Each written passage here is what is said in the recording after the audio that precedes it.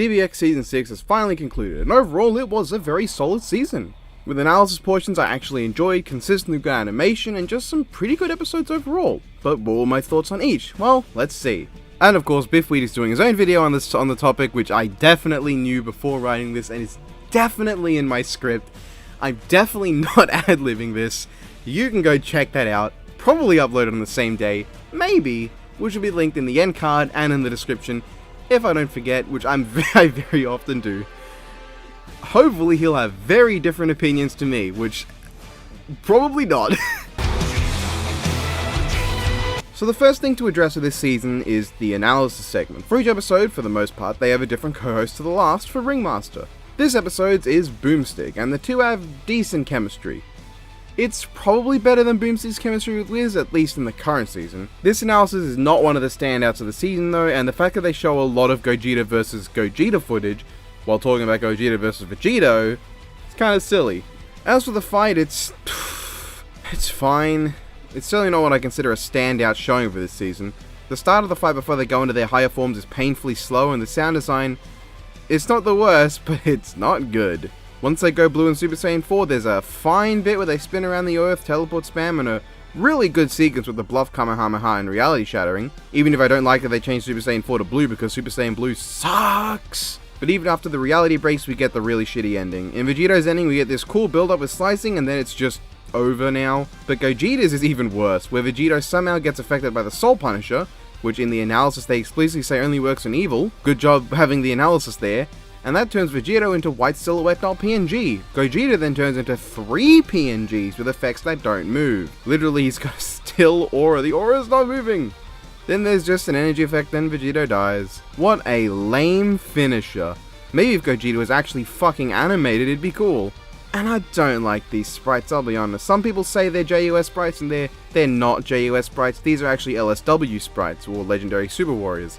And they reek of cheap knockoff mobile game. It's not even that the sprites themselves look bad for what they're trying to be, it's just this aesthetic of sprite looks bad to me. Like, the heads are so strangely large, they're like chibis, or bobbleheads, or fucking pop vinyls. It just feels wrong. Overall, while I do like some parts of this animation, I don't like the animation overall. All the stuff between them going into their higher forms and the end is good, but the start's bad, the end is really bad, and the actual aesthetic of the fight just looks wrong to me. 6 out of 10. NESS vs Sans once again uses Boomstick as its co-host, and it goes even better. With Boomstick now being the upset one, we get funny, angry Boomstick, and I actually really enjoyed the bit about Boomstick getting progressively more sick of losing to Sans over and over again. This does indeed mean that Boomstick canonically ate a fat L to Sans' Undertale. Also, Ringmaster says quirky. Unfortunately, the fight didn't fare nearly as well. Now in the looks department, I think it looks great. The 3D background looks really good, the sprites are nice.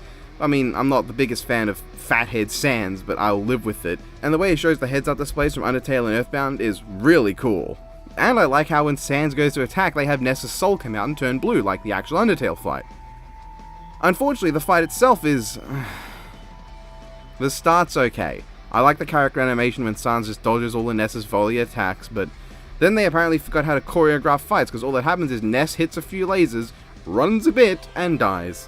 And yeah, in Sans' ending, all Ness did this entire fight with his PK abilities was stop Sans' soul hacks, throw one attack, and create a shield. Everything else was Ness's bat, which really makes Ness come off as less of a psychic character and a lot more of a ninja baseball Batman. At least in Ness's ending, he does a PK thunder tackle out of the bone cage, but here he just dies.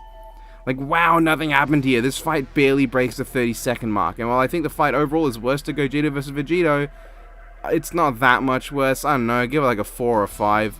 Not much, not too much lower, but, because, the backgrounds are nice, that one moment is nice, the analysis is better.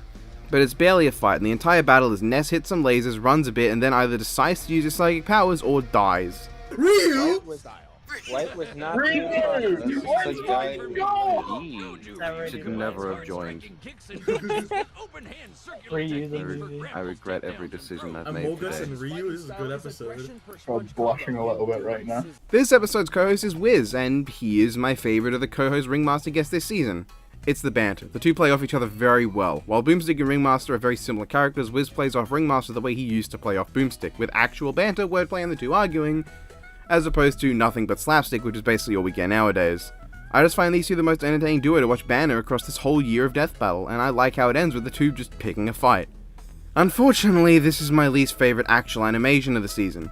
Problem 1, the sprites don't match, and Naruto does have sprites they could have used. Problem 2, why is the setting a train, and then a random snowy field when it could have just been a Japanese setting? Problem 3, the fight. The entire fight is Naruto gets bodied. He lands some hits, then Ryu instantly turns a tide. He throws his clone and Ryu instantly turns a tide. He blasts through Ryu's fire shuriken, and Naruto is the one that gets hurt by the resulting explosion. Naruto goes Kurama mode and gains the upper hand. Ryu immediately cuts straight through his Rasen Shuriken and clobbers him. Naruto lands a direct double Kurama mode Rasen Shuriken. Ryu is unharmed and proceeds to body 4 of them in one go. Like, holy hell, does someone have it out for Naruto? Poor kid gets brutalized. It's not even fun, because for all the weapons and abilities the two pull out, the fight is brutally slow. It's not like Ryu vs Strider, where everything is really fast and has a ton of impact, and especially not in that episode has some fucking stellar sound design, whereas Ryu vs Naruto just... Ooh, that is some F-tier sound design. And then comes the death. Naruto's is awful. Literally after Ryu has spent the entire fight no-selling Naruto's Kurama mode Rasen Shurikens, base form Naruto uses a regular Rasengan and one-shots Ryu. And it has no impact because I don't even think there's a sound effect for Ryu dying. The music never picks up at any point, and especially not here. This whole thing comes out of nowhere. But Naruto's death is even worse, but in a funny way. This is probably the funniest death in the entire season, and that's really sad. Like legit, in the Naruto win, he uses no strategy and just bomb rushes Ryu with a single Rasengan. In the Ryu win, Naruto uses 5 Rasengans with a strategy, but Ryu painfully slowly raises up his sword, swings to the side, and then from like 5 miles away, Naruto's Rasengans blow up and he pops. Like, it just happens. I expect some cartoon fart sound effect. This had to be intentional. The comedic timing of Naruto's body falling and how his face and pose don't change at all had to be intentional. I refuse to believe comedic perfection like this was crafted from ignorance. 4, maybe 3 out of 10. The analysis really saves this episode, and for a DBX, that's really sad.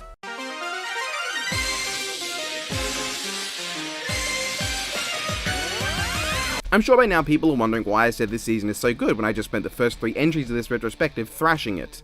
Well, here's where things take a massive 180. Once again, Wiz is the co-host of this episode, and I continue to love it. They continue to play off each other very well and just keeps getting better. I love Wiz swapping places with Ringmaster on the flying thing. I love that Ringmaster just has a boo Wiz button, and then Ringmaster fucking destroys Wiz while he's distracted with a baseball bat, the same one probably from 2 episodes ago. And the fight itself is great.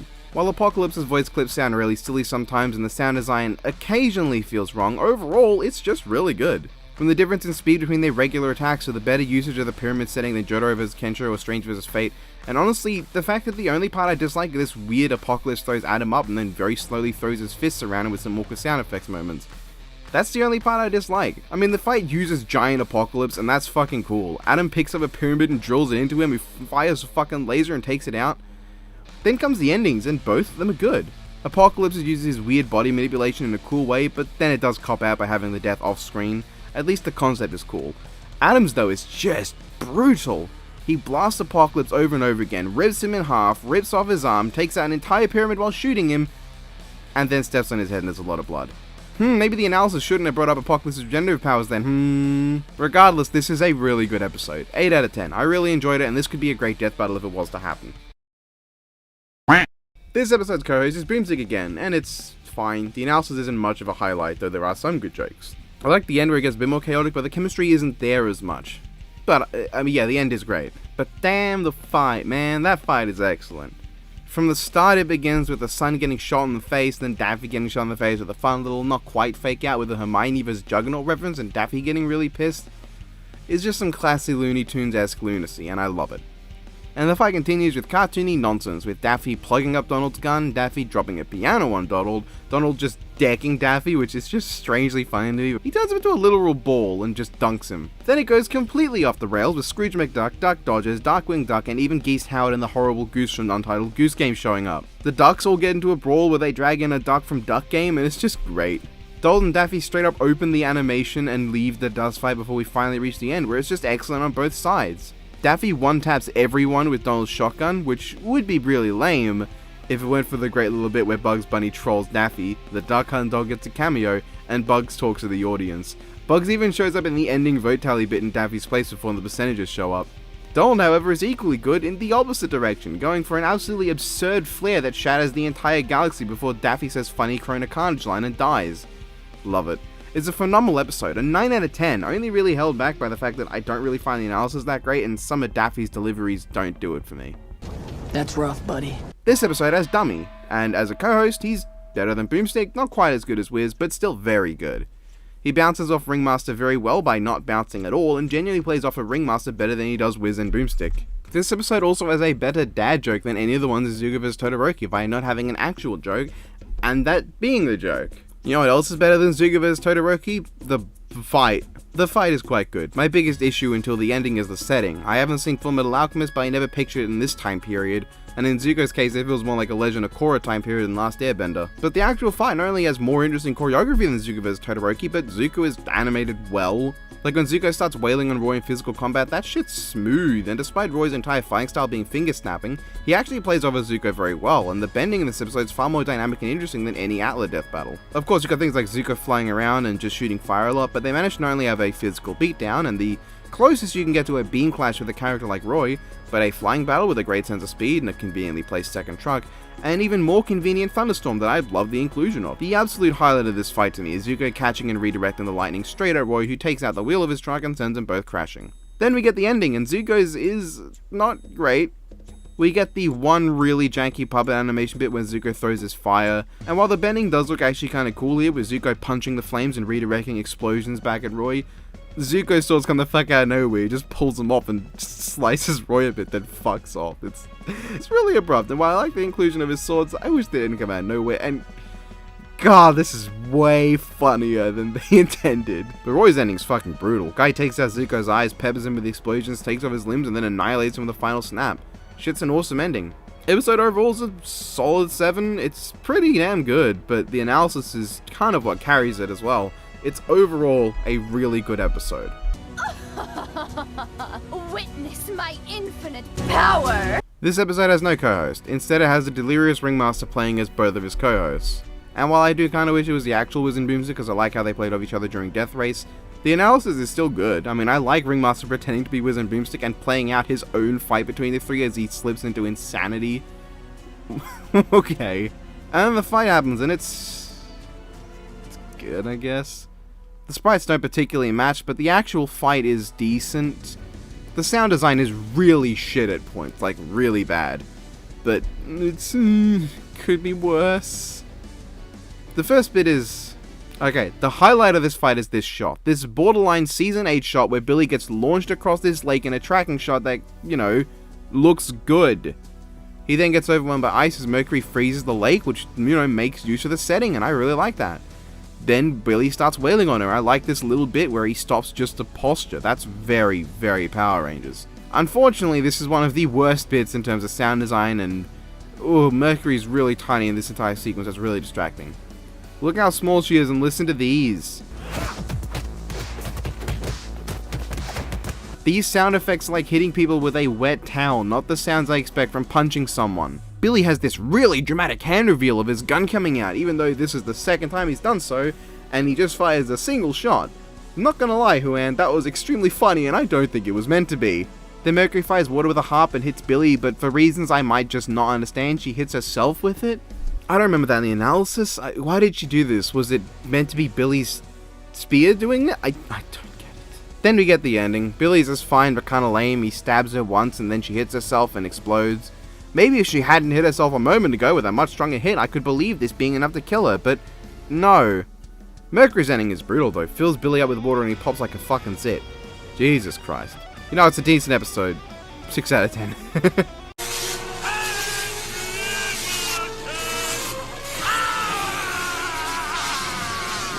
This episode's co-host is Perfect Cell, and, well, as a fan of Devil Artemis, it sure was interesting. Cell has some moments I like and some lines I think were funny, but outside of the ending, he and Ringmaster never really interact. It's almost as if the writing didn't even try to have them banter, which is weird given what Cell does in his Cell vs. series. Admittedly, that is very raunchy comedy that I did not expect them to put into the DBX, and, you know, they didn't, but they could have had something. They both have some fun lines, but that's what they are. They're just individual lines. That's it. Like, I like Cell saying that Xehanort's got a name even dumber than Sheev, but there's no interaction between him and Ringmaster. The ending's great, admittedly. I love the Kermit Ringmaster scene, but The fight then. It's great. It's easily better than any SFM episode we got last season, but that's not saying anything. And Liam voiced Palpatine, which is funny, and he did a really good job at it. The fight is just really nice. The animation makes full use of XEHANORT, well, as much as full use can apply to a DBX's budget. Obviously a death battle would do more, but this is not a death battle. But XEHANORT does use quite a lot of abilities, and seeing them play off of Palpatine was pretty cool. Palpatine only really uses Force Lightning, but it's fine. It's a DBX, so just using the most iconic ability is acceptable. I expect the death battle to use his crazier abilities from like Legends and shit. And the effect work and lighting is great, and outside of this SFM jank laser shooting bit and Palpatine just accepting he's about to be frozen, battle's really good. But it is really short, and it does not feel like much really happened. And that's because the actual fight is only about a minute long before the death. Consider the last episode was a minute and a half, the one before that was nearly 2 minutes, the one before that was 2 minutes, the one before that was 2.5 minutes, and the one before that was a minute and a half, and the first episode was also a minute and a half. The only episode shorter than this one in the fight is NESS vs Sans at roughly 30 seconds. Palpatine vs XEHANORT is the second shortest actual fight. It's not as short if you include the death, but Palpatine's ending has a lot of time dedicated to just Palpatine going into an elevator. That hardly counts as a fight. Like, they try to make XEHANORT's death cinematic, but it just doesn't have the right impact when the glass shatters. I like Palpatine setting up the death and, being a little dickhead about it.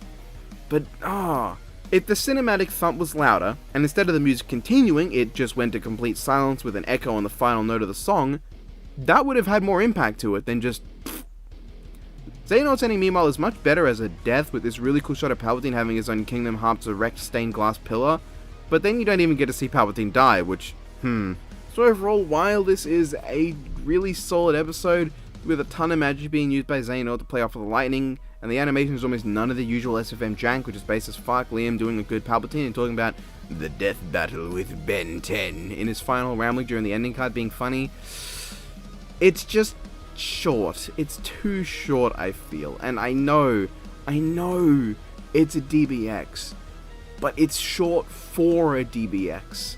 And the analysis just didn't sell me.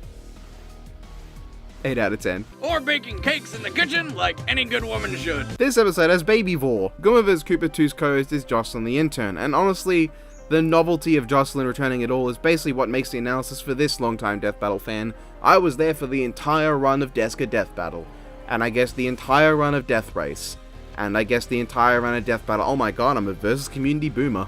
But I honestly just have been very happy that this season of DBX has involved all characters associated with Death Battle that aren't a sloth or Boomstick's fucking dad, including the return of Jocelyn. This episode even brings back the fight announcement, though it was done by Ringmaster instead of the classic fight shout from seasons 2 to 5, and has a KO in it too, which is cool. But holy hell, they went fucking hard on this fight, especially my boy, Origin the PogChamp. The fight is the stupidest thing I think I've ever seen, and easily be one of the best joke fights of the series if it was included as an actual death battle. In fact, it would only have 2 actual competitors, and they're both from season 2. It's just the most absurd shit, and I love every second of it. There's some exhilarating moments of speed, I love the air battle, there's a JoJo reference, which I get now that I've seen JoJo's. I've seen JoJo's now. I love the Gatling gun baby cannon from off-screen, I love the usage of Koopa's card from Mario Kart, even though it means we have to, have naked Koopa for a while. And the ending! The ending! We get a fucking One Punch Man reference, followed by a more impactful series of strikes than almost anything from this entire season of Death Battle, ending with the time stream being torn open and giving us a reference to the 3 time travel battles with Hal going back in time and seeing the Goomba shooter inspire his kill on Ben, Booster Gold having been yeeted by Cable, and I love it he's the only one who doesn't even notice the Koopa. Well, okay, there's also Wally and Archie Sonic, and Wally doesn't seem to notice, but I mean Archie Sonic actually did, and Wally's focusing on Archie Sonic too, so. Ringmaster even seems confused as to what the hell's going on, and I love that. This is the most bonkers ending, and I fucking love it. This is my favorite episode of the season. GOOMBA vs KOOPA 2 has a One Punch Man reference, Booster Gold, and Hal Jordan. It is easily one of my favorite episodes of DBX, and my favorite Sprite DBX by a wide margin. It even ends with a Ben vs Hal reference that isn't the time one, and I like that a lot. 10 out of 10. So that was the latest season in DBX, and it was incredible. The analyses were consistently good even in the worst episodes. Well, I mean, And after the first 3 hurdles to jump over, the season really amped itself in quality and became an incredible one. I mean, it did have that one little road bump that was just sort of okay, but yeah. That's all I got. Have a good one. Fuck off.